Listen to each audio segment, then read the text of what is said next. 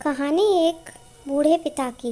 किसी गांव में एक बूढ़ा व्यक्ति अपने बेटे और बहू के साथ रहता था। परिवार सुखी संपन्न था, किसी तरह की कोई परेशानी नहीं थी। बूढ़ा बाप, जो किसी समय अच्छा खासा नौजवान था, आज बुढ़ापे से हार गया था। चलते समय लड़खड़ाता, अब तो लाठी की जरूरत पड़ने लगी थी। चेहरा झुर्रियों से भर चुका था, बस अपना जीवन किसी तरह व्यतीत कर रहा था। घर में एक चीज़ अच्छी थी कि शाम को खाना खाते समय परिवार एक साथ टेबल पर बैठकर खाना खाता था। एक दिन ऐसे ही शाम को सारे लोग खाना खाने बैठे। बेटा ऑफिस से आया, ज़्यादा भूख थी इसीलिए जल्दी खाना खाने बैठ गया, और साथ में बहू और एक बेटा भी खाने लगे।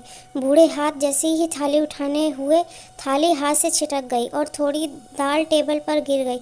बहू बेटे घृणा दृष्टि से पिता की ओर देख रहा था, फिर पिता से अपना खाना खाने में लग गए। बूढ़े पिता ने जैसे ही अपने हिलते हाथों से खाना खाना शुरू किया, खाना कभी कपड़ों पर गिरता तो कभी ज़मीन पर। बहू ने चिढ़ते हुए कहा, हे राम, कितनी गंदी तरह से खाते हैं, मन करता है इनकी थाली किसी अलग कोने में लगवा दे। बेटे ने ऐसे ही सिर हिलाया जैसे पत्नी की बात से सहमत हो।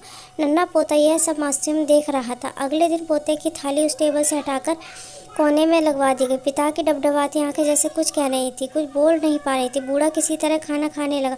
कभी पिता इधर देखता, छोटा अपना खाना छोड़कर लगातार की तरफ देखता। माँ ने पूछा, क्या हुआ, तुम दादा की तरफ ऐसे क्यों देख रहे हो?